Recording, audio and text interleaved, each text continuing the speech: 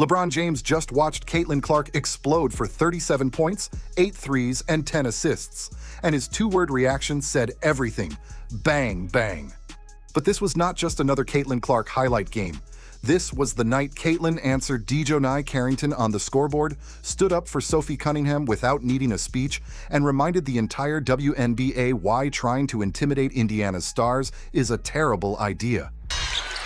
Clark, another step back three, yeah.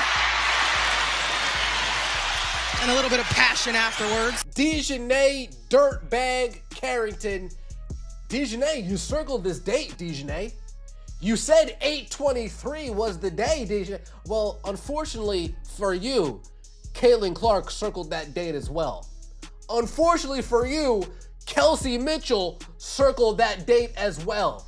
A few weeks earlier, Carrington sent Sophie Cunningham crashing to the floor during a fast break layup. The foul was upgraded from a flagrant 1 to a flagrant 2, Carrington was ejected, and the officials said the contact involved a wind-up, impact, follow-through, and a high potential for injury to a player in a vulnerable position. Cunningham believed the hit was unnecessary and intentional. Carrington said she was making a normal basketball play. But on this night, Caitlin Clark made sure the conversation ended with basketball. Without Sophie Cunningham in a vulnerable position in the air. Oh, wow. Yeah, I mean, there's no question why Sophie Cunningham got up and took exception to that hit.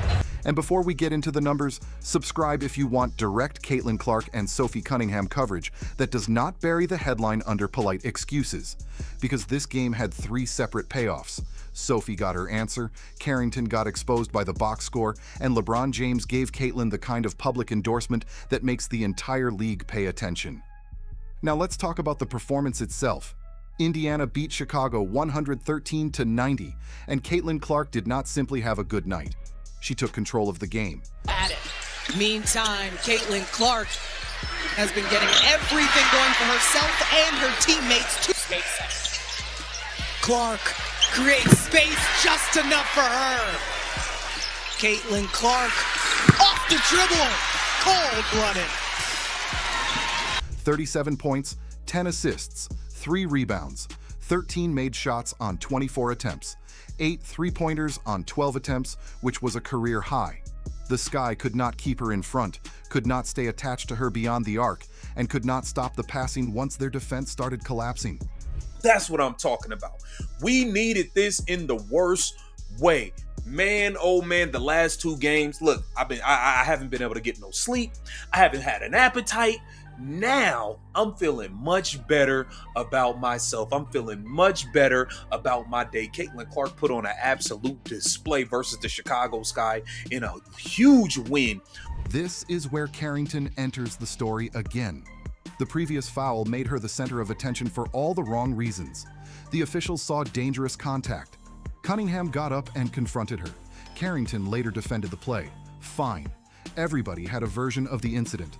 But when the 2 teams met again, Carrington was supposed to bring defensive pressure. Instead, Clark turned the matchup into a personal highlight reel. Not because Caitlin screamed at her.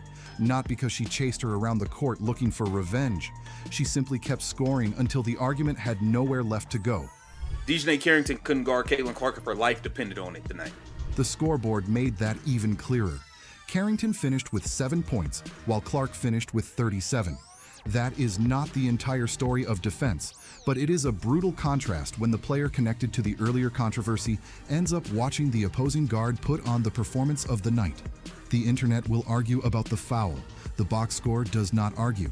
But the real humiliation was not just the point differential between those 2 players. It was the way Clark kept creating for everyone else while the defense tried to make the game about contact. Caitlin finished with 10 assists, which meant Chicago could not simply load up on her scoring. Every time a defender stepped toward Clark, she had another answer. Drive, kick out, pull-up 3, skip pass, transition attack. The defense was forced to choose its problem, and every choice created another one. That is why Caitlin's performance felt like an answer for Sophie Cunningham. Sophie did not need Caitlin to start a fight. She needed her team to respond. She needed the next game against Chicago to show that Indiana would not be pushed around and then quietly move on. Caitlin delivered that response in the most effective language in sports. She took the ball, attacked the defense, and turned the opponent's attention into points for Indiana. The numbers kept piling up. Caitlin's 8 threes were a career high. Indiana made 18 threes as a team, setting a new franchise record. Clark and Kelsey Mitchell combined for 14 of those makes, and Mitchell added 30 points of her own. This was not one player randomly getting hot while the rest of the team watched. The Fever turned the game into a shooting clinic after a close first half and scored 63 points after halftime. And now we need to discuss the record that makes this even bigger. Clark recorded her 5th career game with at least 30 points and 10 assists. The rest of the WNBA combined had 4 such performances. Read that again. Caitlin has done it 5 times, while every other player in league history had done it 4 times combined.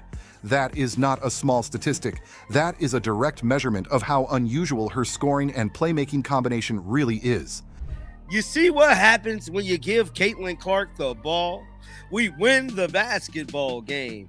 So you let me know if they trying to sabotage Caitlin. But at this point, it don't even matter because Caitlin Clark, I believe, has passed up Alyssa Thomas with assists. Oh, yes. Another one off the board. And LeBron noticed it. James reposted Clark's highlights on Instagram and wrote, "Bang, bang." That is all he needed to say. LeBron understands what it looks like when a player turns pressure into performance. He understands the microscope, the criticism, and the way every mistake becomes a national conversation. So when he sees Clark respond to a controversial opponent with 37 points and 10 assists, he does not need a long explanation. He recognizes the performance immediately. This is also why the AVENGES Sophie Cunningham headline works as drama, even though Caitlin never announced that she was seeking revenge. Caitlin did not say she was targeting Carrington. She did not claim to be settling a score. She did something more damaging to Carrington's storyline. She made the controversy irrelevant for 3 hours by dominating the game. After the foul, the debate was about intent, race, ejections, and social media posts. After this game, the loudest fact was Caitlin Clark putting up a career night while Chicago had no answer. And the timing could not have been better for Indiana. The Fever snapped a 2-game losing streak and improved to 25-14. They scored more than 100 points for the 18th time that season, extending their league record. Even without Aaliyah Boston, Indiana found enough offense to turn a close halftime game into a blowout. That matters because the response was not only emotional, it was functional. The Fever did not allow the earlier incident to make them reckless. They played, adjusted, and overwhelmed Chicago with execution. Now, some people will say the entire revenge narrative is manufactured. Technically, that is true. Caitlin Clark did not give a revenge speech. Sophie Cunningham did not ask her to destroy Carrington. LeBron James did not publicly condemn the earlier foul in the material we have. But sports stories are often built from what happens around the words. Cunningham said the foul was unnecessary. Officials said the contact carried a high risk of injury. Carrington defended her intent. Then Clark produced a performance that made Indiana look bigger, faster, and completely in control. The scoreboard became the response. That is the difference between trying to win a rivalry and trying to perform rivalry. Caitlin Clark played basketball. She did not need to manufacture a confrontation. She did not need to answer every post or react to every accusation. She let the game expose the difference between a player who attracts attention and a player who controls the entire event. Sophie was hit, the league reviewed the play, and the controversy became personal. Caitlin turned it back into a team victory. So, did Caitlin Clark literally avenge Sophie Cunningham? No one can prove that was her private intention. But did she give Sophie, Indiana, and every fan who felt the earlier foul was mishandled the answer they wanted? Absolutely. She turned the rematch into a 37-point statement. She turned Carrington's defensive challenge into a footnote. She turned a controversial rivalry into another record-breaking performance. And LeBron James watched it happen and simply said, Caitlin Clark could not be stopped. Now tell me what you think. Was Caitlin Clark's 37-point explosion the perfect answer to DiJonai Carrington? Or are fans reading too much into the revenge angle? Did Clark avenge Sophie Cunningham without saying a word? And after another historic performance, is Caitlin already the most dangerous player in the WNBA when the spotlight gets this bright? Let me know in the comments and subscribe for more direct Caitlin Clark and Sophie Cunningham coverage.